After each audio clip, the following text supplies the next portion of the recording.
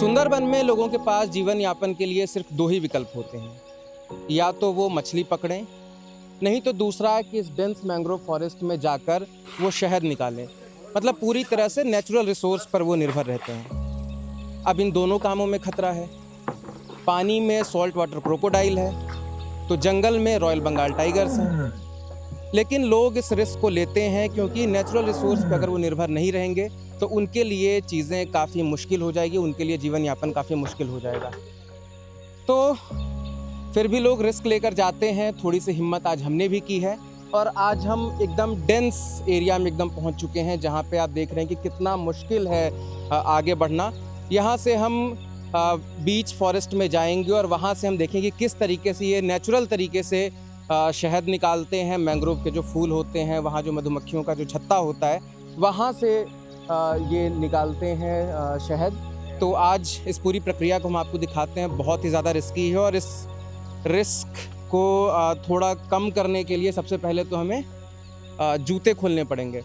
और उसके बाद जब हम आपसे ये बार बार सॉल्ट वाटर क्रोकोडाइल और रॉयल बंगाल टाइगर्स की बात कर रहे हैं, तो एक चीज़ आप ये भी याद रखें कि ये ब्लैक मांबा, किंग कोबरा और रसल वाइपर का भी घर है। चलिए, तो एक नया एडवेंचर हम शुरू करते हैं यहाँ से।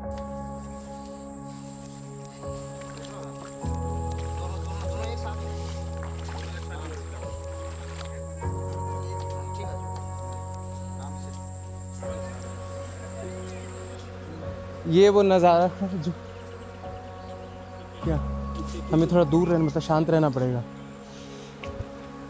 तो भैया ये बता रहे हैं कि हम यहाँ ज़ोर से बोल भी नहीं सकते क्योंकि मधुमक्खी उन आहटों को सुनती है और हो सकता है कि इसके कारण वो अटैक भी कर सकती है। उन्होंने बोला कि हमें धीमे बोलने के लिए बोला। ये बहुत खतरनाक है। ये अभी इसमें आघात करेगा ना, ये अटैक करेगा, हम लोग भी जान जा सकता है इसमें। अच्छा, ये बहुत खतरनाक होता है। इसमें अभी मधु नहीं है, ज़्यादा से ज़्यादा 10-15 दिन हुआ बैठा। अभी ये पहाड़ी का था, अभी ये सुंदर में आ गया क्योंकि ये मैंग्रोव है, इसमें फूल भी आ रहा है। अभी बहुत कम हाँ, फूल है। अभी तो वो भ्रूमर है, उसके बाद फूल फूट जाएगा ना ऊपर से, तब मधु आएगा। ये लोग खींच के इसमें रख देता है।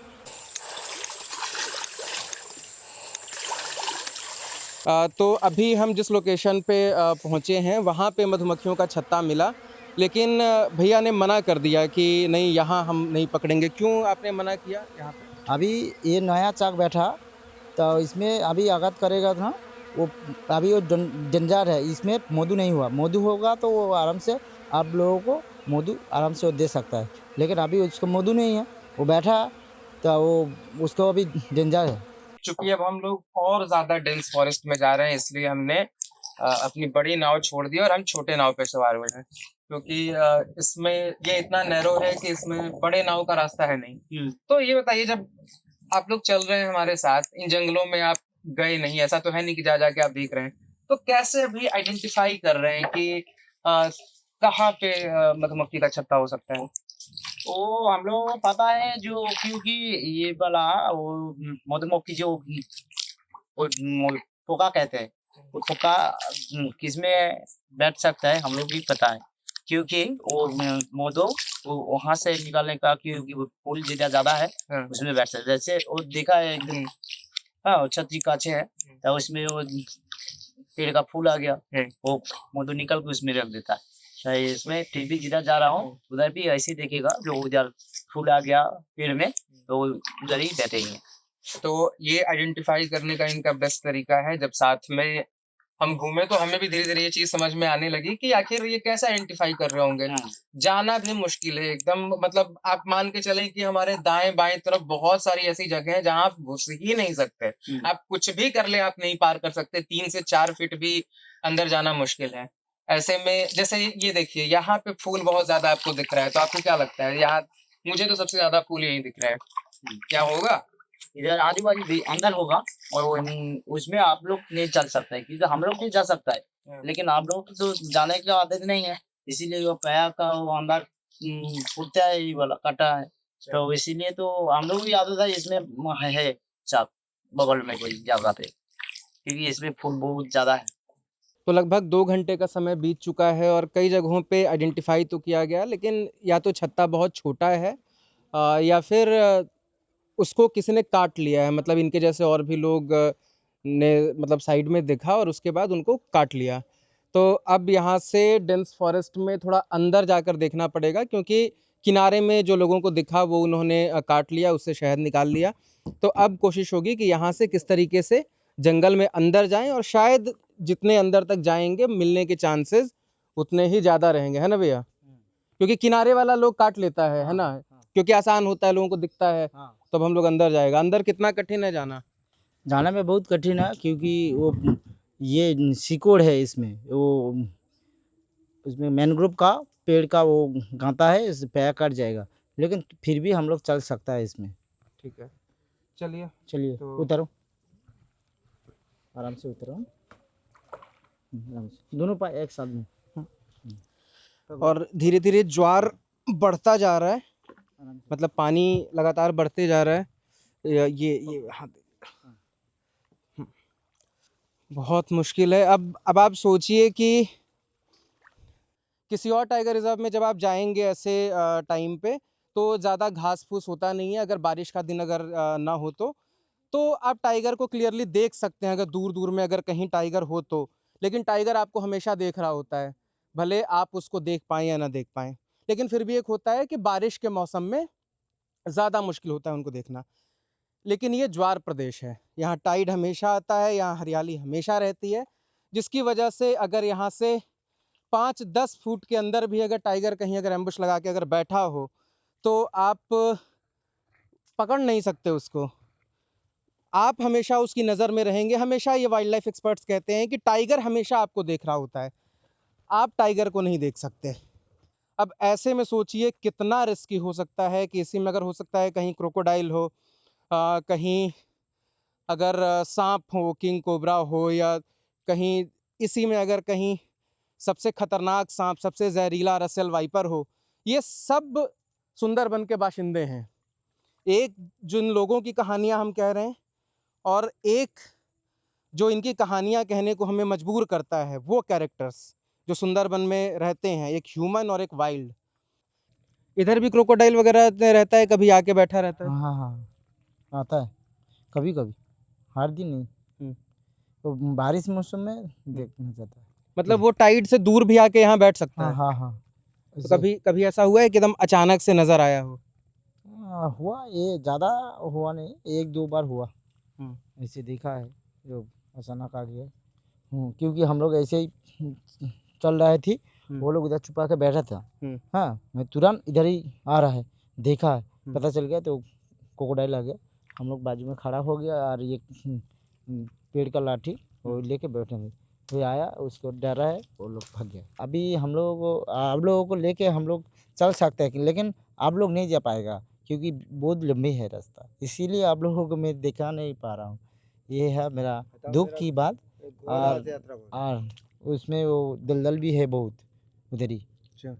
फिर भी थोड़ा सा आगे चल के हम देख सकते हैं उस हाँ, जगह को, हाँ। कहाँ तक चल सकते हैं। चलो, जितना भी आप चल सकते हैं चलो।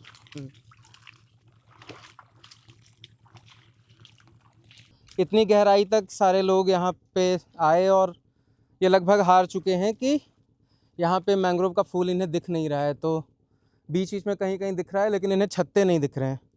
तो क्या वापस हमें लौटना चाहिए यहाँ से? हाँ, लड़ना है, क्योंकि और दूसरा जगह पे लेके जाऊंगा आप लोगों को देखने में। ठीक।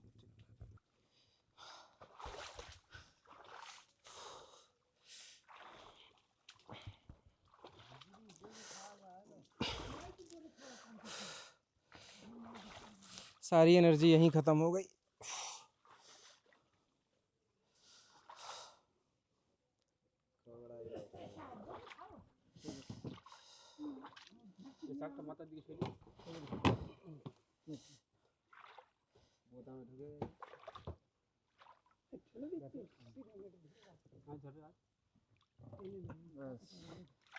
तो आप लोग ये जंगल के देवता की पूजा क्यों करते हैं? उससे पहले आप लोग जंगल में उतरने से पहले पूजा आस्ती करने के बाद वो जंगल देवता नहीं, मतलब वो आप वो टाइगर से बचाएं और ये सब। टाइगर के बचा लिए वो जंगल का देवता का पूजा करता हूँ। अच्छा। हाँ, वो दक्षिण वो गाजी बाबा है, वन बीबी है। कि वो टाइगर से आप लोगों को बचाएं। टाइगर के बचाने के लिए वो देवता को हम लोग पूजा करते हो। ये तो तो जो कितना- आज मधु काटने के ये आया ना, अचानक जो टाइगर आ जाएगा, मेरा तबीयत जो खराब हो जाएगा, तो बाघ यहाँ से जो छतरी है, वो छतरी का मधु आने के बाद वह सुगंधी चतुर तरफ छोड़ेगा, तो टाइगर यहाँ पर आ जाएगा।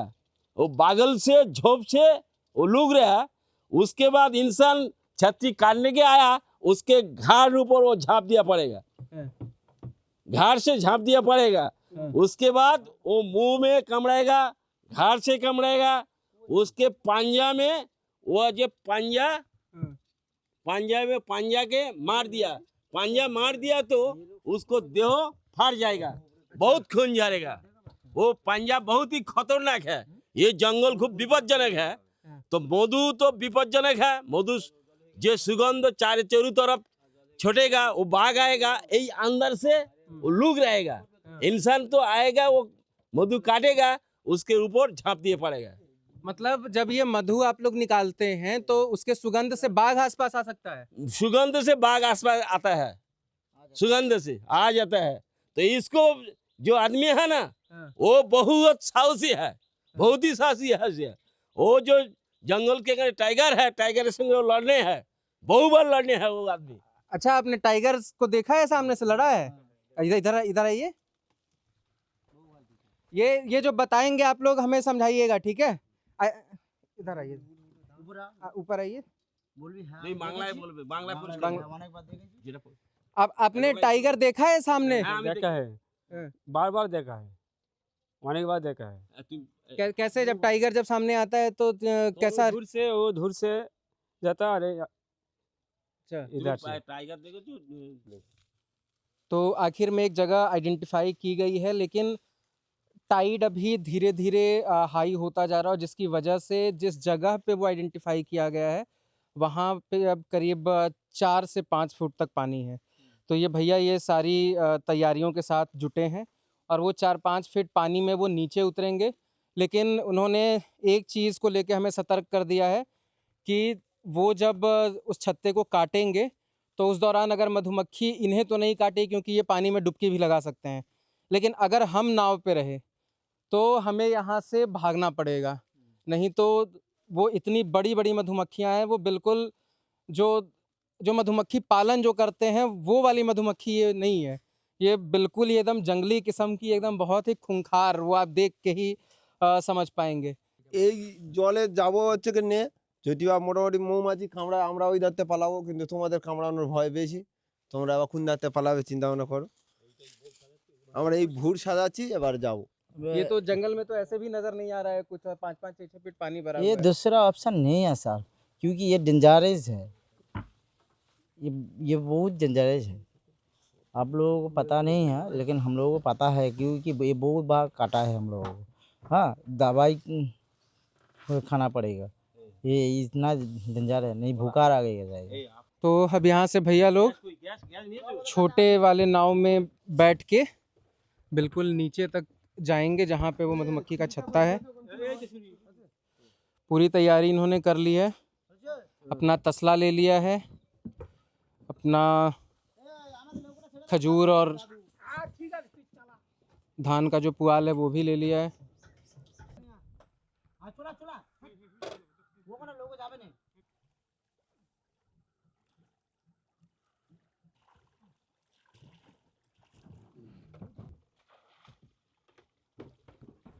तो इस बीच एक ऐसी रिस्की प्रक्रिया शुरू हुई जो हम बहुत दूर से देख पाए, और अब भैया लोगों ने वो लेकर आ गए हैं सारा कुछ। कितना मेहनत लगा इसमें? প্রচুর মেহনত লাগা, কেমড়ে দোয়া খেয়ে দিয়েছে মাথায় মৌমাছি, 5-5টা কেমড়েছে, মাথা গোটা ফুলে দিয়েছে। अच्छा, मधुमक्खी आपके सिर पे काटा? माथा खेले মাথা মাথা। अच्छा, এই মধু হয়েছে, এই হলে কি সংসার চলবে? এইটুকু মধু। क्या कह रहे हैं ये?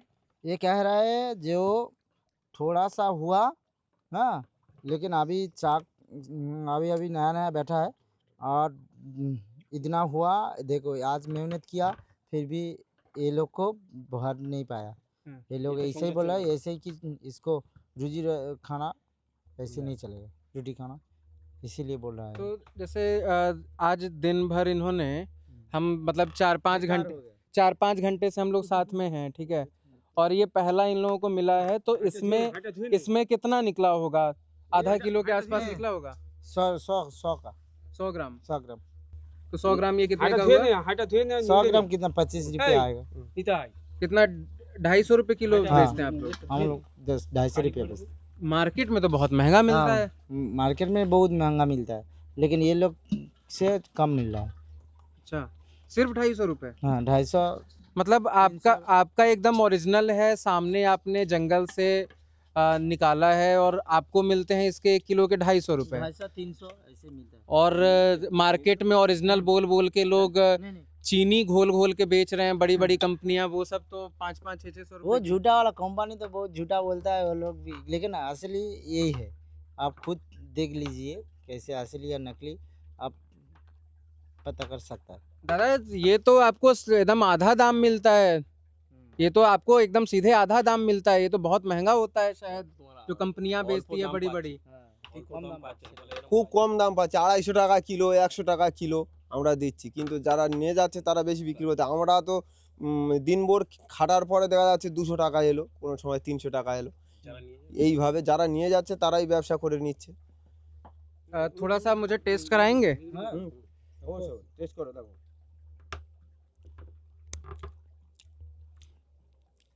एकदम शुद्ध, मतलब ये नहीं कह रहा हूँ कि शुद्ध है, इसको मतलब किसी प्रमाण की ज़रूरत नहीं है कि अभी हम जिस जगह से ये शहद निकला है चारों तरफ आपको मैंग्रोव फॉरेस्ट दिखेंगे, मधुमक्खियों के छत्ते दिखेंगे, वहाँ से बिल्कुल ऑर्गेनिक ये निकल कर आया है। और इतना शानदार इसका कि टेस्ट की मैं क्या बताऊँ। आमतौर पे जब हम किसी बड़ी बड़ी कंपनियों के जब हम शहद जब मार्केट से मंगाते हैं না না খুলে দিতে হবে, খুলে দিতে মুখ। দেখা এবার দেখা ऐसे, तो जब हम बड़ी बड़ी कंपनियों के शहद जब हम खरीदते हैं या ऑनलाइन मंगाते हैं तो ऐसा लगता है जैसे उसमें चीनी घोल के किसी ने पिला दिया हो, एकदम सिरप जैसा लगता है, चीनी का सिरप जैसा। लेकिन ये बिल्कुल एकदम शुद्ध। और जो लोग शुद्ध बोल के अशुद्ध बेचते हैं वो 500-600-700 रुपये किलो तक बेचते हैं। और जो लोग दिन भर मेहनत करके, मतलब आज सुबह से 4-5 घंटे इन्होंने मेहनत किया और इनका हासिल है 100 ग्राम शहद। और 100 ग्राम शहद और इसका रेट यहाँ के हिसाब से जो ये बेचते हैं वो 25 रुपये हुआ।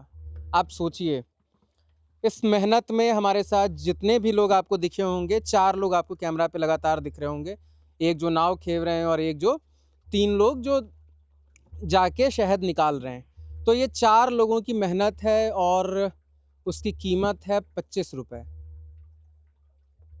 6 रुपये प्रति व्यक्ति। और रिस्क कितना आप देख चुके हैं, आप सारा कुछ, मतलब जब आप ये मेरे मुंह से सुन रहे होंगे कि इसका रेट इन्हें 25 रुपये मिलने वाला है, तो आप सारा मेहनत आप खुद समझ जाइए कि 25 रुपये की कितनी कीमत है आज के डेट में। और दिन भर के मेहनत के बाद 25 रुपये अगर बहुत ज़्यादा अगर हो गया, 2 किलो 3 किलो भी अगर इन्होंने निकाल लिया तो बहुत से बहुत ही 1000 रुपये तक इनकी कमाई होगी। और 1000 रुपये मतलब 300 से 400 रुपये प्रति व्यक्ति। तो दादा इतनी मेहनत करने के बाद भी ये 300-400 रुपये सिर्फ आप लोग कमा पाते हैं और इतना रिस्क लेके? খুব রিস্ক হয়ে যায়, এইভাবে সংসার চলে না ঠিক মতন। এই মেহনত করে আমাদের সংসার চলে, কাঁকড়া ধরে আর এই মধু ভেঙে আমাদের সংসার চলে, জীবন নির্বাহ হয়। কিন্তু সংসার চলতেছে না ঠিক মতন, আমরা দামও পাচ্ছি না ঠিক মতন, যার জন্য আমরা মানে কিছু করতেও পারতেছি না। उसके बाद भी मतलब क्यों लोग ये काम करते हैं, इतना रिस्क इतना मेहनत करके? ये लोग बोल रहा है जो जितना हम लोग मेहनत कर रहा हूँ उतना हम लोगों को पैसा नहीं मिल रहा है, क्योंकि जो धंधा कर रहा है दुकान बैठा के उधर वो लोग ज़्यादा कमा रहा है, ये लोग से चीटिंग कर रहा है। इसीलिए ये लोग बोला तो आप लोगों को बेहतर मार्केट नहीं मिला इस हाँ। चीज़ को बेचने के लिए? बेटर मार्केट नहीं है बेचने के लिए। आप लोग रोज अपना इसी काम काज में रहते हैं, तो आप लोग भी मार्केट जाके बेचने जितना आप लोग टाइम सोच नहीं। नहीं मिल रहा है, ऐसे टाइम नहीं मिलेगा जो इधर से निकाल के फिर भी जाके मार्केट से बेचेगा। ऐसे भी मार्केट तो अच्छा है नहीं, लेकिन फिर भी हम लोगों के पास टाइम भी नहीं मिलेगा, क्योंकि ऐसे बेचने जाएगा तो फिर इधर कौन आएगा। तो जब हमने इस वीडियो की शुरुआत की थी, जब हम इनके साथ सुबह में निकले थे डेंस मैंग्रोव फॉरेस्ट में, तो हमने इसे एडवेंचर बताया था, क्योंकि जब हम जंगलों में लोगों को जाते हमने देखा, तो जितना मुश्किल था जाना, तो वो देखते हुए हमें एडवेंचर ही लगा। लेकिन जब ये पूरी प्रक्रिया पूरी हुई और उसके बाद जब इन्होंने अपने पूरी मेहनत की कमाई लेकर जब हमारे सामने आए, तो हमें समझ में आया कि ये एडवेंचर नहीं है, ये एक बहुत बड़ा दर्द है और ये एक बहुत बड़ी मजबूरी है कि लोग इस काम को कर रहे हैं। तो ये इनकी तकलीफ़ है और इनकी ये भी मांग है कि जो सरकार है वो एक ऐसा मार्केट, एक ऐसा यूनिट इनके लिए तैयार करे जो इनसे शहद खरीदे और इनको इस चीज़ के लिए प्रमोट करे और इनको मोटिवेट करे कि ये ज़्यादा से ज़्यादा शहद निकालें, क्योंकि ये रिस्क तो ये लेके ऑलरेडी ये काम करते ही हैं। ये चाहते हैं कि इन्हें एक अच्छा रेट मिले, ताकि नेचुरल रिसोर्सेज का जो बेहतर जो इस्तेमाल है लोगों तक ये चीज़ें पहुँचे। और ये इनकी एक्सपेक्टेशन है गवर्नमेंट से, जो अब तक पूरी नहीं हो पाई है और पता नहीं कब तक पूरी हो पाएगी। तो अब हमारे चेहरे पे वो सारी मुस्कान वापस चली गई है जो शुरुआत में हमने आपको एडवेंचर के तौर पे दिखाया था। अब हम इनके दर्द को ज़्यादा समझ पा रहे हैं। तो इस वीडियो को हम यहीं ख़त्म करते हैं। इस वीडियो को रिकॉर्ड किया था हमारे साथी जेरी ने। जुड़े रहिए खबरगांव के साथ। नमस्कार।